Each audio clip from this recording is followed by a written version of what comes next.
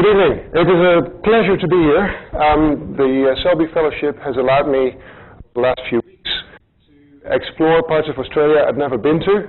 I started my tour this time in Perth, spent a week there, took the train from Perth to Adelaide and flew on to Hobart, where I spent time at the University of Tasmania. This week I'm spending in Melbourne, including here at Monash, and the next couple of days at Swinburne. And then I'll move on to Sydney, Canberra, and the University of Queensland in Brisbane. This is a wonderful opportunity, and it's not only great for me just to see my colleagues, but also to actually establish new connections, scientific connections, and give you my perspective on various aspects of science. As part of the fellowship, I'm giving 3 different types of public lectures. Tonight's lecture is one of them, which will be on our quest for the next generation of extremely large telescopes. Other lectures, if you're interested, this Friday I'm giving a lecture at Swinburne University, which is called When Galaxies Collide, which is more closely related to what I'm doing for my own research. So tonight's lecture is on the quest for ever larger telescopes, and perhaps tellingly, I titled it, Is Bigger Always Better? Do we really need this next generation of telescopes? And when I talk about the next generation of telescopes, I talk about telescopes with mirror diameters between 30 and 50 meters. This movie has been playing in the background for a while. If you look carefully, you see a person or 2 people there and a car. Right? So let's see how this relates in terms of sizes by going to my next slide here. This is a worked open version of what has been termed the European Extremely Large Telescope, EELT. What happens is, of course, the light falls in from outer space, it falls on the main mirror. The European mirror is projected to be 42 meters in diameter. It's a parabolic shape, which means that all the light rays that fall in from outer space, they all come in roughly in parallel fashion. They get focused into a secondary mirror up there, which is about 8 meters in diameter. Gets bounced off to either the middle and instruments at the bottom, or to the side where you can also put instruments. There are 2 people, that's a car. This is big. And I'll tell you a bit more about the technological challenges that we have to deal with before we can actually build such and operate such a large scientific instrument. To give you an idea of sizes, this is related to sizes of some buildings in the UK. I took this from the Royal Astronomical Society's, the British Royal Astronomical Society's publication. This is the size of the enclosure, the dome as we call it, of this next generation of extremely large telescope. That's the size of the building of the currently largest telescopes on Earth. You can see it's a huge difference, and I'll show you what we have at the moment on Earth. Here's the Royal Albert Hall in London, and that's Nelson's Column in London. If you've been to London, you know that this is quite a big building. This building will be bigger. This is a challenge, right? So, and again, I'm showing you this. It is a bit funny to show this movie, actually, because first of all, astronomers tend to observe at night, and here's the telescope is open, the roof is open, the dome is open, but it's daytime. It's very silly that they make these public movies during the daytime, right? So say that again? If they study the sun, they will burn their instruments immediately. So that's not a good idea. Now, one reason I showed you this movie is the background, the area in which this telescope is located, and let me actually show you. Try to restart that. You can see it's all desert. There's nothing around. And there's a reason for that. The European Extremely Large Telescope will most likely be sited in Chile, which is one of the best places on Earth to do astronomy, because it's desert. That means there's very, very little water vapor in the atmosphere. Chile is also on the coastal side. That means that winds are coming in straight from the ocean without any obstructions, and they just flow straight over the mountains, which means that the wind will be roughly blowing in a parallel fashion without going into all kinds of turbulence, which is bad for astronomy. I'll show you why in a moment. And this site in Chile is at about 2,500 meters altitude, which means that you've got rid of the lower layers of the atmosphere already. And atmosphere is bad for astronomy. And I'll show you again in a minute why. But before I go to the reasons why we want a new telescope, or why we want bigger telescopes, and what we can do with this, and what the technical challenges are, I would like to show you what we currently have access to on Earth. And unfortunately, the projector makes this look a bit funny. I can see the individual pixels on the screen, but for some reason it's fuzzy. It's not fuzzy on my laptop. Anyway, here are some pictures of the largest observatories, largest telescopes on Earth that we as professional astronomers have access to. On the left-hand side, we see the twin telescopes of the Keck Observatory, W.M. Keck Observatory, which is run by the University of California and the California Institute of Technology. These two buildings, these two domes, house telescopes with mirror diameters of 10 meters. On the right, you see one of the two twin telescopes of the Gemini Observatory. Australia is a partner, or at least has access to the Gemini Observatory. These are two telescopes, one based in Hawaii, just like the Keck telescopes, and one based in Chile, in the southern hemisphere, with 8-meter diameters. And I'll show you in a minute how big that actually is, 8-meter diameters. Here's another picture of the summit on Hawaii. We have the two Keck telescopes here, again 10 meters diameters. At twilight, that's, I believe, the 8-meter Supernova telescope, a Japanese telescope also sighted on the summit of Mauna Kea, the largest, the observatory on the big island of Hawaii. It's a beautiful sight. In the distance here, you can see the island of Maui. And this is what the summit looks like on Hawaii. I've been there 3 or 4 times for professional reasons. I actually applied for a job there at some point and I got shortlisted, so it was a nice trip out there. One of the times I was there was on the 31st of July. I got to the summit and I got into a snowstorm. So yes, they do have snow on Hawaii, believe it or not. Oh, and you can see that nothing grows here. It's 4,200 meters high. There's not much atmosphere. Astronomers are not supposed to be working for more than 13 hours in a row. That might sound like a long time for you guys, but astronomers are workaholics. Because working longer means that you're deprived of oxygen, and so you have to go down. The place where the astronomers stay overnight is at about 3,000 meters.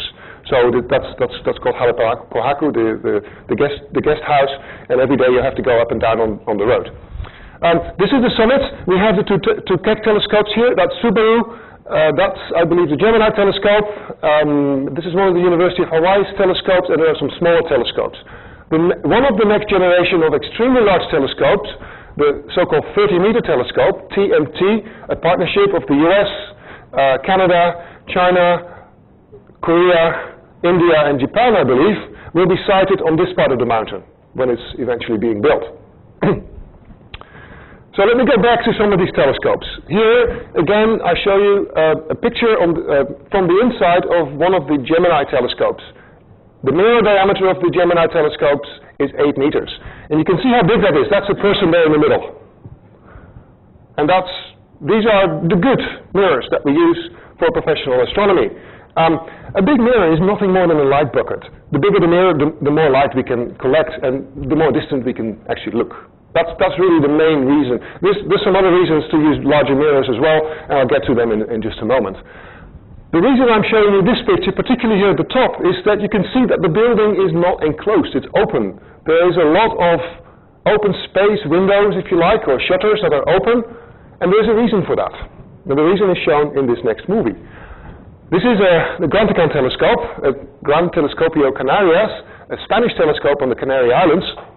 And you can see during the day it's very hot outside, but air conditioning keeps the inside of the dome cool. To keep it roughly at the same temperature, the outside air will be at night. Because if there's a temperature change or differential, you get turbulence, which is very bad for astronomy. So at night they open the shutters, just like they did at the Gemini telescope in the previous picture. That means that the wind flow can continue unimpeded. Wind just blows through the telescope.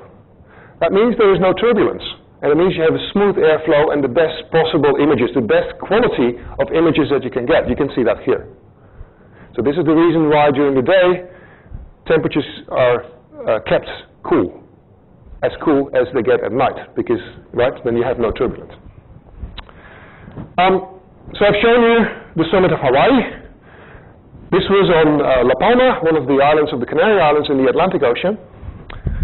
And another very good site is Cerro Pachón in Chile. The Europeans have built what they call the Very Large Telescope in Chile. The Very Large Telescope consists of 4 individual, very individual large telescopes. Each of these telescopes has a mirror of 8 meters diameter. So there's 4 8-meter diameter mirrors in there, and this is the summit. That's the surrounding countryside.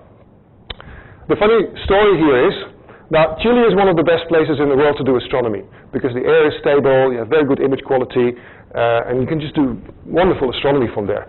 So at some point, the Europeans planned to build, at that time, the next generation of telescopes, which was going to be this very large telescope, VLT. So they did what we call site testing. Engineers went to various mountaintops to see how good the air quality actually was. How many clear nights do we have every year? How much rain is there? What is the stability of the air, of the atmosphere? And they found that this mountain was an excellent place to build a telescope. But of course, a mountain doesn't have a flat top. Right? The mountain is a mountain, has a peak. So they had to blast the top off to make it flat. And as a consequence of that, the atmospheric conditions changed. So it's not, the quality of this site is not as good as it was when they tested it. It's still very good. It's still, I would say it's even better than Hawaii. But it depends on your perspective. It's still very good. Now, my next movie shows you what the area looks like. We're flying. The Pacific Ocean is over there. You see this is all barren desert, and then we have a single mountaintop in the middle of nowhere where the observatory is based. So we have very, very smooth airflow going all around. There's hardly any potential to cause turbulence in the atmosphere. It's going. So this is just an artist's impression of what the observatory looks like. I've been there once. The previous James Bond film was filmed there, by the way. So if you go back, you can see the astronomer's residence there, which has a little swimming pool in the middle. Well, you can go swimming, but that's not the reason. The main reason that they built a swimming pool is that the humidity in the atmosphere here is about 10%. If you spend more than a day in such low humidity, your lips crack, and it's really bad for your skin. And so that's why they built this underground residence for astronomers, which has a large pool of water in the middle in order to keep the air humidified.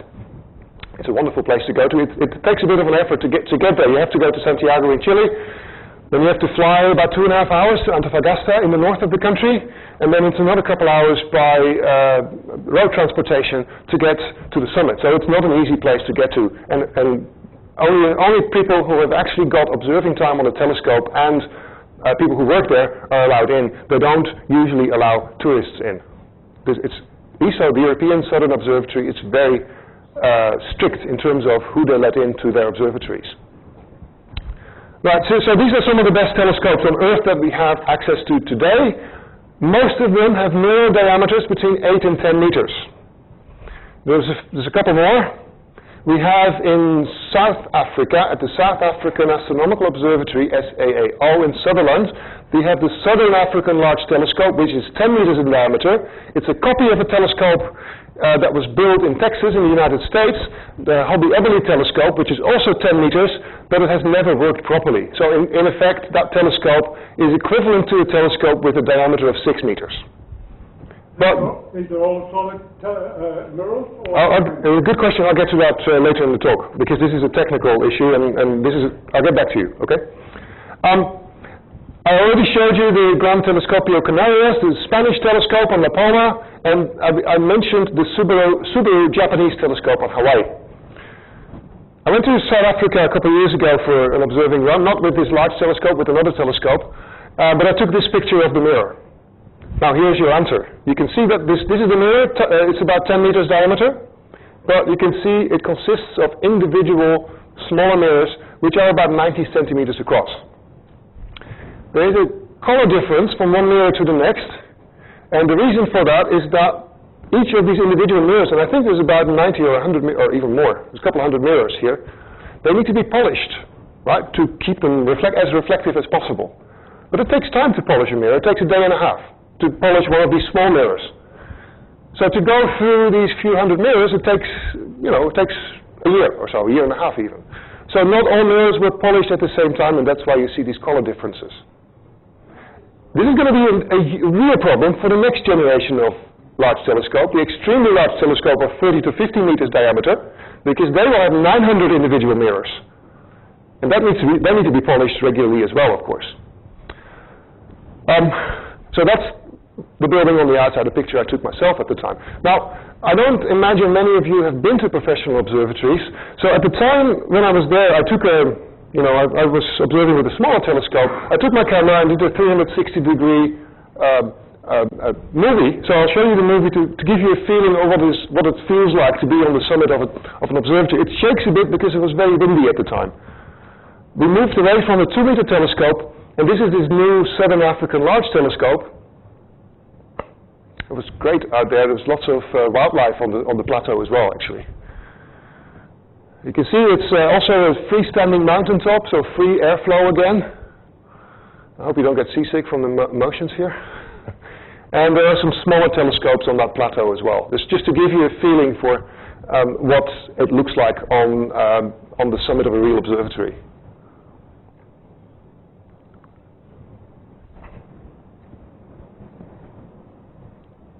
Right. Unfortunately, the data I took at the time, the observations I obtained about 3 years ago, they were not very useful for our science, so that was a long trip for nothing really. So what else have we got? So I mentioned the Granticam, and I would like to play a short movie for you that shows you what a real telescope looks like on the inside. It's not like astronomers go to the telescope and peer through the telescope to do their observations. It's all computerized. It's really like an industrial site.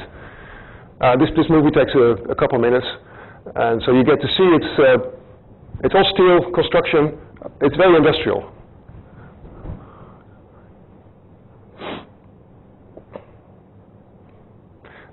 Telescope moves on 2 axes.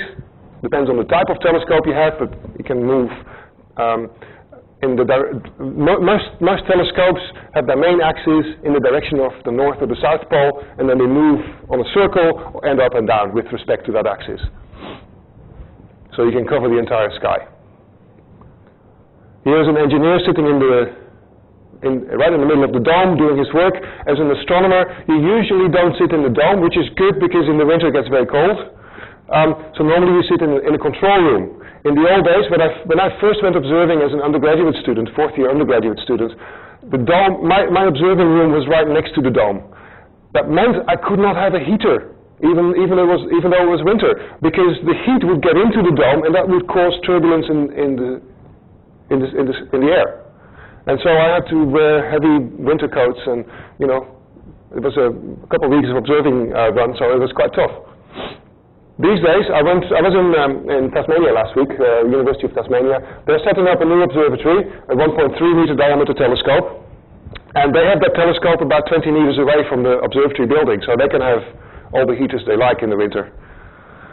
So that's just to give you an idea of what the current large telescopes look like, what we have access to. There are about a dozen very large telescopes right now that astronomers from all over the world have access to. Most telescopes are open to astronomers anywhere in the world, as long as you write a good scientifically founded proposal to do science with these telescopes. But you came here to find out why we want bigger telescopes. So let me first go and talk about some of the science we can do with bigger telescopes. One of the things we can do is we can look further. We can look at more distant objects. So we can get a better idea of the structure of our universe. And you can see in the background, this is a movie made of real images of galaxies in our universe at the correct distances from Earth. With a extremely large telescope, we can get a much better feeling of the three-dimensional structure of our universe out to the edge of the observable universe. Large-scale structure and dynamics. We can work out how a Milky Way galaxy forms. The Milky Way is the nearest galaxy to us, but we're inside it. It is a typical galaxy it's a typical spiral galaxy. And there are many galaxies like the Milky Way around in the universe, and we would like to know how it formed. But by just looking at the Milky Way, we only have a snapshot of one single galaxy. We want to do the same kind of science with more distant galaxies like the Milky Way are different. So we need to observe representative slice of the universe, and you can only do that if your telescope is bigger than what we have access to today. I'll show you a beautiful movie of that. There's a couple of other things related to planets, which I'll go to in my next slide. Now, I have to explain what you see in the background here. This is the three-dimensional structure of the galaxy distribution in the universe as we know it today. This is where we are. This is the position of the Milky Way, or of the Sun, if you like. The direction along these cones is distance. And every single dot in here is an individual galaxy, like the Milky Way, or perhaps slightly different. And where there is some black material, where there are no galaxies, these are areas where we haven't observed yet. It doesn't mean that there are no galaxies there. So this is an overview of sort of the nearby universe where most galaxies are located. So what can we do with regards to planets orbiting other stars? Planetary systems like the solar system, but associated with different stars. We can answer questions: how do stars form and grow more massive? How common are solar systems like ours? We can do that to some extent with current observational setups and satellites, like the Kepler satellite you may have heard of. This does fantastic work. An extremely large telescope can do this much better. How do stars form? Well, here's an explosion of a dying star, a supernova. It sheds its outer layers, the outer layers bump into a cloud of gas and dust, compresses that gas and dust, and causes the formation of new stars. These stars are embedded in a lot of dust. Dust is simply soot, it's carbon, it's nothing unusual. Stars form, they collapse under gravity. It's just gravity that causes this all to collapse into a big ball of gas that starts burning, fusing hydrogen into helium. And over time, material, the dust surrounding these stars starts to coagulate and forms bigger and bigger clumps. You can see that in the movie on the right. And they start forming the first planets. This is one idea of how planets form. And these planets start to orbit around their host stars, like the Earth is orbiting around the Sun. And in the meantime, they vacuum up all the remaining dust in the young planetary system. This is just one idea of how the formation of planetary systems, solar systems, might proceed. And then you form, this is the star, these are individual forming planets, these go around the star, and at some point you get rid of all your gas and dust that was there. And then you have a planetary system like ours. Now, another way that people have suggested is you have a disk caused by clumping of gas and dust in a plane. There are some planets in there. These planets orbit around the star, and while they orbit, they hoover up, they vacuum up all the dust that's out there, and at some point you're left with your sun in the middle, your star in the middle, and the planets going around, and hardly anything left in the outer parts. Now, these are theories. We've seen hints that this might work, but with an extremely large telescope, we can actually study this in detail. Other questions is, how do planetary systems form in stellar disk? How does a system like the solar system form? And with extremely large telescopes, we might be able to detect planets like the Earth out to about 25 light years, which is so far not possible to do directly.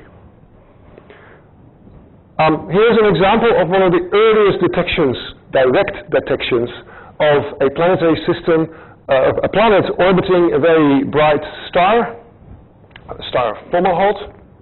We're zooming into the star, then we're blocking out all the light of this star and see what's left over. We'll have to wait till we're all the way zoomed in. There we go. And what's left over is just some scattered light, and there might be a point of light sitting out there. That's the signature of what you expect for a planet the size of Jupiter, which is significantly larger than the Earth, to look like. And this is real? Well, the scientists who discovered this object said it's real. Yes, they looked. This is the stellar position. This is just scattered light. All the light from the main star has been taken out. If you look at that region, and they looked at it in 2004 and 2006, and they saw some movement. And they said, well, this is a real object, because we see it move. We see it orbit the star. You might say, this is not very far, but the distance from the star to there is about twice the size of our solar system. So this is a long way out, and it takes a long time for an object at such a distance to go all the way around. You might say there's another thing there, but that is actually a background star that was known. Now, this is a good way of showing you how one would go about detecting massive planets orbiting other stars. In the last year or so, there have been claims that this was actually, this object here was actually not a planet orbiting the star, but I think the jury is still out on that. We have detected other objects, interesting objects. Here is an artist's impression of one of those detections. This is the planet called Coro 7b, the first rocky planet outside our solar system. We know 5 rocky planets. Well, at the time this was discovered, we knew 4 rocky planets. Mercury, Venus, the Earth, and Mars in our own solar system, plus this object. However, the object is not like any of the rocky planets we know in our solar system. It has a rotation, it goes around its sun in 20 hours. It's about 5 times as massive as the Earth, so you would feel a lot heavier there. It would be more difficult to move around. The problem is the temperature on the sunny side would be 2000 degrees Celsius, and on the shady side, minus 200. So this is a huge difference in temperature, so it's not like the Earth. Here's another example of a planet that was quite interesting at the time it was discovered. It's called Grijs J1214b. The interest of it was that based on a detailed scientific analysis, it seemed to be composed of water ice. Water being a key ingredient for life on Earth, at least. So this was interesting. It's a distance of 40 light years. Again, goes around its star very quickly, 38 hours. It's a few times the mass of the Earth, but it has a surface temperature similar to that on Earth. For astronomers, 200 degrees centigrade or 0 degrees or 20 degrees or whatever we have here is actually pretty similar. So these are some examples of direct detections of planets orbiting other stars. The Kepler satellite in the last few years has discovered many, many more. We're now up to a detection of about 750 or even 900 planets orbiting other stars already. So we're doing really well, but most of these planets are massive. They're Jupiter-like, Saturn-like. It's very difficult to detect small planets like the Earth orbiting other stars. Extremely large telescopes will make a huge difference in this field. So this is an exciting application of the next generation of large telescopes. The other thing I talked about is studying a representative slice of the universe. So let me show you what the local universe looks like. This is a movie that flies from our position in the Milky Way out to the nearest group of galaxies. We're moving towards Orion, the Orion constellation. Here we see the Orion Nebula, which is the nearest region where stars are being formed today. It's a stellar nursery. And then on our way beyond the Orion Nebula, we move to the Horsehead Nebula, which is also a stellar nursery. It's called a horsehead because that black patch looks like a horse's head. And in the distance now you get to see the bulk of our Milky Way galaxy, which is in a disk, in a rotating disk. We passed by the remnant of a star that exploded quite a while ago, a few hundred years ago, called the Rosetta Nebula. It's called a Supernova Remnant. And we're on our way to another supernova remnant, the Crab Nebula. This was discovered in the year 1054, simultaneously by Chinese and Arab astronomers. I show this movie sometimes during public talks in China, and when I mention that the Chinese discovered this, you get big smiles in the room, and they love it, of course they do. They should. Because they were very careful in keeping track of celestial events. So we're moving outside of our Milky Way galaxy now. You can see that our Milky Way galaxy, we cannot do this in reality, right? Man-made satellites cannot go out this far and this fast. But our Milky Way galaxy is thought to look like a beautiful spiral system. It has some nearby companions, the large and small Magellanic Clouds, which you can see with your naked eye from Australia. We're passing by some of the larger spiral galaxies in our local environment, a local group of galaxies. That's Andromeda, which can be seen from the northern hemisphere, also with the naked eye and with binoculars. And that's the Triangulum galaxy, which is slightly smaller.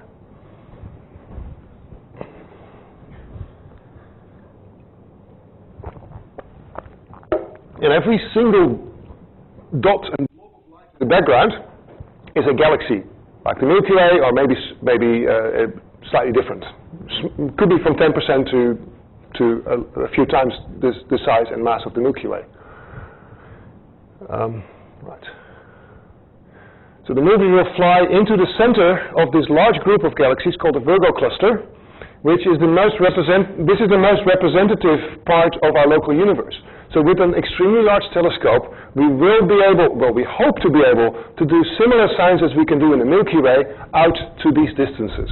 And this will be a huge step forward in our scientific understanding of our local our place in the universe and how the universe evolves. When I was based in the UK, I used to give public lectures regularly and show this movie because it's beautiful, I think, and I hope you agree. And as happens, this is usually at night, and afterwards the amateur astronomers, it's usually to amateur astronomer groups. The amateur astronomers go to the pub and have a drink or two. This was, at some point I gave a lecture, showed this movie, and I had to go home fairly early because I had to catch the last train home. And the following day I got an email from these guys. And they said, well, we were in the pub and we were talking about this movie, we liked it very much, but we were thinking, how fast were we going? And so they said, well, some of my friends thought we might go as fast as the speed of light, but that's not possible, right? Now, and I tried to explain in a nice way that we went in about 6 minutes, some 50,000 light years. So that's a lot faster than the speed of light. Actually, I made a mistake, 50 million light years. And so it's a lot faster than the speed of light, and so it's very difficult to get your mind around these sizes and distances in the universe if you're not used to thinking about them. But in the computer you can do anything you like, so that's what we did here. This was, by the way, a movie based on real observations, most of them taken with the Hubble Space Telescope and put together by one of my colleagues at the University of Hawaii, Brent Tully, who got a lot of funding from the US National Science Foundation to make it, and I think this is a wonderful result. So that's what we can do with extremely large telescopes, look at a representative slice of the universe. When we go to the edge of the universe, there's more that we can do. We can study how star formation occurs and proceed. People have made movies. This is a movie by one of my colleagues from the UK, Matthew Bates, where he has a clump of gas, not very massive, and this gas clumps together because of gravity, and if you wait long enough, you form new stars. Actually, yes, you form new stars because that's what he put into his computer code. But we don't actually understand how stars form. I gave a scientific lecture yesterday here at the university, and this was my main criticism. We don't understand how stars form. We know when stars form, but we don't know how they form. So simulations like this are great to try and understand what we observe in reality, but we need to do better observations to understand how stars form. You see these white blobs are stars. That's formed. Anyway, I'll move on to slightly different. Yeah, here. We can look at black holes, always a favorite with public audiences. How common are black holes? How do their properties relate to the properties of the galaxies in which they live? And you know that the Milky Way, our own galaxy, has a very massive black hole in its center, 4 million times the mass of the Sun. Quite massive. It doesn't have a large area of influence. This is Andromeda, the nearest large galaxy. If you zoom into the center of the galaxy, that's a picture, a real picture of the center of Andromeda. And if you zoom in there, you can actually see the area of influence of the black hole. This is a simulation. This is not real. I mean, this is not a real observation. It's a simulation. It turns out, if you make a plot like this is how massive the black hole is. This is how massive the galaxy is. It looks like the mass of the black hole and the mass of the galaxy are correlated. The bigger the galaxy, the bigger the black hole. Interesting. We can study this in great detail with an extremely large telescope, much better than we can do today. Now it's still, the uncertainties are very large, and uncertainties kill us in astronomy. So how do you detect black holes? Well, there are a number of ways to do so. And this is an area close to my own field of research. What we can do is we can look at a cluster of stars. These might be 100,000 or 1 million stars. You take a spectrum. A spectrum is the distribution of energy as a function of wavelength. And wavelengths go from blue to red. If you have a star that's not moving around, you get certain parts of the spectrum are black because light doesn't go through, it gets absorbed by the stellar atmosphere. If the star is moving away from you, these three absorption lines, as we call them, move to the red. And if the star is moving towards you, it moves to the blue. The displacement of these lines with respect to the stationary star tell you how fast these stars move. How fast the stars move tell you how much gravity there is inside this cluster of stars. So we can work out if there is a black hole in the center, what the amount of gravity is in the center that makes these stars move so fast.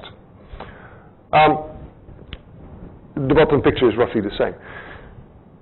In our Milky Way galaxy, we can look at the very center of our Milky Way galaxy, and this is a movie that shows you over a period of 10 years how the stars in the very center of the Milky Way move. And they move, some of them at least, in beautiful elliptical orbits. You can see that here. The star is going to move in a nice ellipse. That gives you incredibly tight constraints on how much mass there is in the center of the Milky Way. That's why we know that there is a black hole there. We cannot see it, we can only see the gravity from the black hole. A black hole that's about 4 million times as massive as our Sun. We will be able to do these things in other galaxies with an extremely large telescope. Here's another movie that zooms into the Milky Way galaxy. We see this is what you would see with your naked eye or with the telescope in visual light.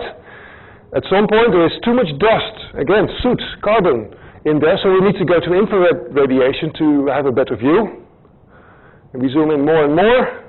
We start using certain techniques that you will have to use also with an extremely large telescope, and you can look at the motions of the stars around the center black hole. And the next bit of this movie is a computer simulation of what this really looks like. People have been working on this for at least the last 15 years.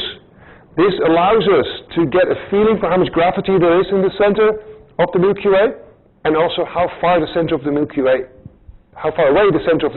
is from where we are. And that in turn is an important benchmark for distances in the universe as a whole. Right, the final thing that I wanted to show, with extremely large telescopes, we can look at the most distant galaxies, the remnants of the Big Bang itself. Now this was meant to be the Big Bang in the background. Try to work out how did the first galaxies form, how did they interact with the environment, and how does and did the universe expand. I'm sure some of you went to Brian Schmidt's lecture earlier when he came here. He and his team, and a competing team as well, worked out that the universe seems to be expanding ever more rapidly using supernova explosions. With an extremely large telescope, we can look back into the history of the universe much, much further. Right, so these are exciting things that we can do. And I'm going to skip this here. So then the point is, okay, we can all do this fantastically exciting science. Astronomers are excited about this. We can make this sound very exciting to the general public as well. But can we do this in practice? And there are challenges. With the larger your telescope, the more you are affected by motions of the atmosphere. The atmosphere is not static. We know there's wind, of course, but even if there's no wind, the atmosphere is not static. The atmosphere consists of air cells of about 10 to 20 centimeters across, and they're moving. So if you ever look at a star, you see the star twinkle. That's because these air cells are moving. And so you get changes in the index of refraction, as we call it. On a hot day when you look in the distance and you see the heat coming off. That's turbulence, yes. Yeah. And so, sorry. Anyway, so the larger the telescope, the more air cells there are. And so you can see what happens to a single star. That's for a telescope that's about 10 centimeters in diameter, and this is one for 10 meters in diameter. You can see what a single star looks like if you look over a period of time. You can see that for a small telescope it doesn't really matter, but when you go to larger and larger diameters, it starts to behave, well, quite erratically. And this movie shows that even better. This is based on real observations with the Keck Observatory. That is what a single star looks like. Now, imagine what happens if you just open the shutter of your camera and leave it open for a while and then shut it again. That star doesn't look like a point anymore. It's going to look like a little disk. So if you don't do anything about the movements of the atmosphere, your extremely large telescope will actually just be a big light bucket and wouldn't do much more than a normal telescope. We have to correct for the atmosphere. You can do that. There's a technique called adaptive optics. And an example of that is shown at the bottom here. This is a system of two stars. If you just look at these two stars through the atmosphere, that's what it looks like. You don't see this as a system. This is called a binary system, but you don't see it's a binary. If you correct for the effects of the atmosphere, that's what you will see. And to show you this in 3 dimensions, this is the difference. It's a huge gain, and we can do this. It's not easy, and some of the technology still must be developed further, but we can already do this quite well. Corrections. And I'll show you that. Oh, this shows you the technique. This is a €1 coin. It was made by the Spanish. I mean, not the coin, but the movie. That goes through the atmosphere. You see it's all blurred. And that's the same thing with light from a star going through the atmosphere, blurs all over the place. And so that's bad, right? So what you can do is you can correct for this. And this is quite tricky. You correct for it in your software, and you change the shape of that mirror. That gives you, so the atmosphere causes wiggles in what we call the wavefront, and the mirror corrects so you get a flat wavefront, so you get a very sharp image again. And that's what's done here. Now, you can do it with galaxies, but you need a reference, and usually people use a nearby star, a bright nearby star as a reference, because that star is supposed to be a point, and try to correct that way. But I'm not talking fast enough. There are not enough bright stars all over the sky to correct the atmospheric distortion using bright stars. So we make our own star. We make laser guide star. This is technology that was borrowed from the US military, which developed it in the 1960s, but it was not made available until the early 1970s to astronomers. And if you do this, here is a picture of the galactic center, the center of our Milky Way galaxy, without correction for the atmosphere and after correction for the atmosphere. This is not even the best we can do. This is quite an old picture by now, the 1990s. But you can see there's already significant gain. I mentioned these laser guide stars. That's the Keck Observatory, and that as well. This is the European Very Large Telescope, and you can see laser beams shooting out. This is not science fiction. These are laser guide stars we use to correct for the effects of the atmosphere. Here's another one. So this is actually starting to be a proven technique. This is what such a star looks like. So we have a very sharp star, somewhere 60 to 90 kilometers up in the atmosphere, and a little bit of scattering there.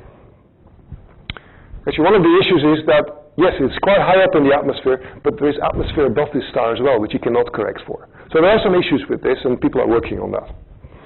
And then another issue that we need to work on, such a large telescope cannot be made of a single piece of glass. Imagine what would happen if you transport a 30-meter diameter and you get a crack in it. That would be bad, right? So what we do is we make segmented mirrors. Mirrors made up of lots of smaller mirrors. This is just a much smaller version to test out the technologies, the Atacama Pathfinder experiment, consisting of lots of smaller mirrors. But the issues are, if you have lots of smaller mirrors, you need to align them very carefully, because if you don't, then you get a big mess on your camera. When I was in South Africa, I talked to one of the technicians who was responsible of aligning all few hundred mirrors very carefully. They use some things called edge sensors. And he would spend his days lying underneath the telescope trying to align it all manually, very carefully. And he hated his job. Yes. Here's an artist impression of what the 30-meter telescope will look like. The 30-meter telescope, I should have mentioned this. There are plans currently around the world to build 3 of these extremely large telescopes. I've shown you pictures and movies of the European extremely large telescope, which will be about 42 meters in diameter. It will be based in Chile.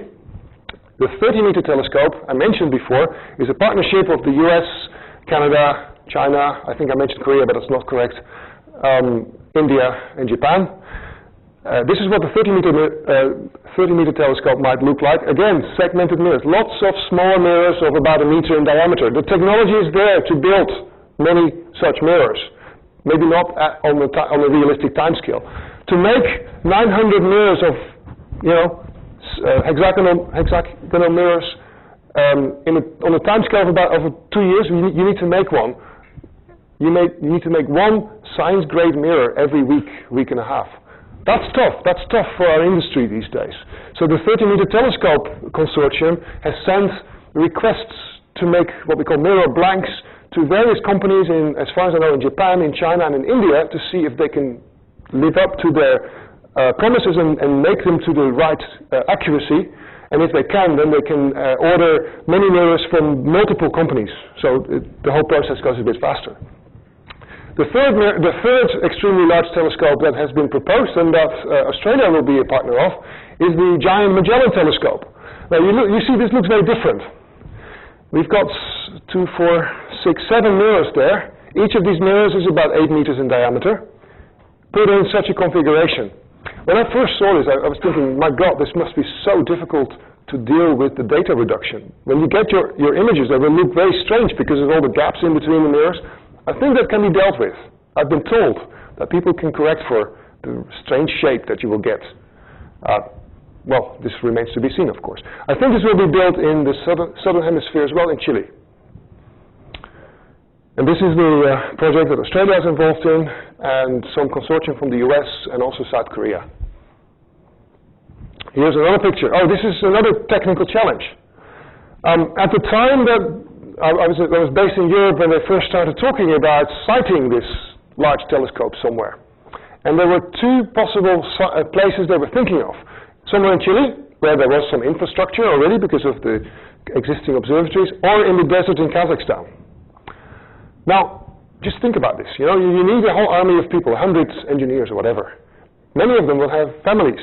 Are you going to bring your family to the desert of Kazakhstan where there are no facilities? So this is an issue you have to think about. Secondly, these buildings will be big. I showed you that at the very beginning. Now that's fine. We can make these big buildings. We make skyscrapers. But these buildings are fairly empty. They need to rotate. The domes need to rotate. But at the same time, on these, and they tend to be based on planes which have an uninterrupted airflow. That means you have strong winds occasionally. So these are flimsy structures that will be, hit by strong winds. So you have to make sure that they can stand the force of the wind. Again, that's the technical challenge which can be solved. Here's another picture of the European extremely large telescope. Right, this is a short movie showing you what the 30-meter telescope may look like, which will be built in Hawaii. Most of the money is there, I believe, or at least has been promised, but we need to now get the final commitment. By the way, this is the only movie that I found a while back that actually shows you the telescope with a dark night sky background.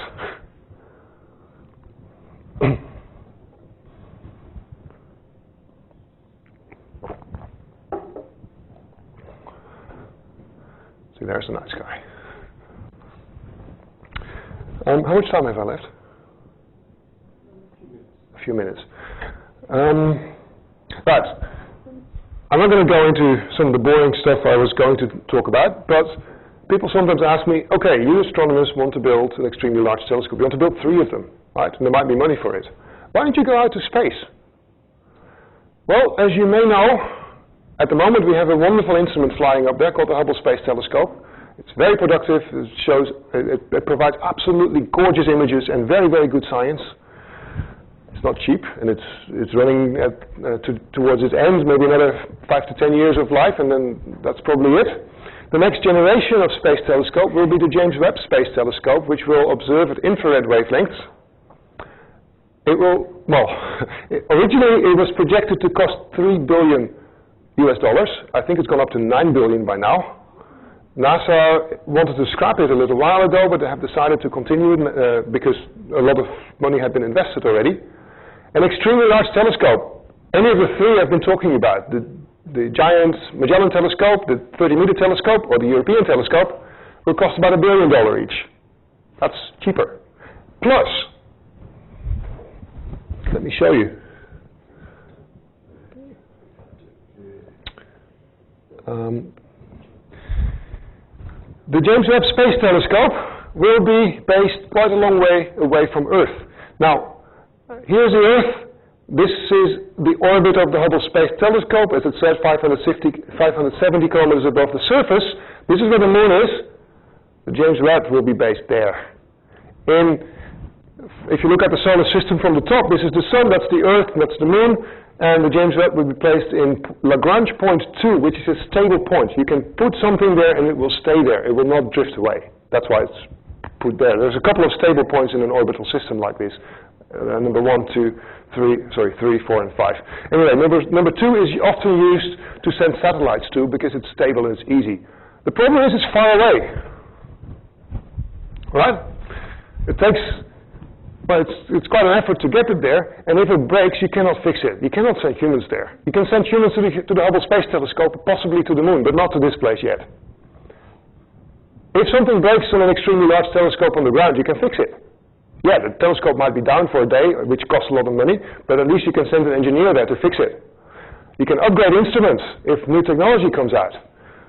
And, as I said, it's $1 billion compared to $9 billion for the James Webb Space Telescope. So, the extremely large telescope might be a better bet. One thing I didn't mention, with an extremely large telescope, you have a very large diameter mirror. The bigger the mirror, the tinier the details are that you can see. The James Webb will be, the satellite will have a mirror of 6.5 meters, 6.5 meters. And you know, with an extremely large telescope, between 30 and 50 meters, you can see much, much smaller details, in principle, if you can correct for the atmosphere. So based on that, an exciting future awaits us. The next generation of extremely large telescopes and new space-based observatories will open up access to new wavelengths and distances. So I'm really looking forward to this. And I'll leave you with an advertisement movie by the National Observatory of Japan about the 30-meter telescope. Thank you for your attention, and I'm happy to answer any questions.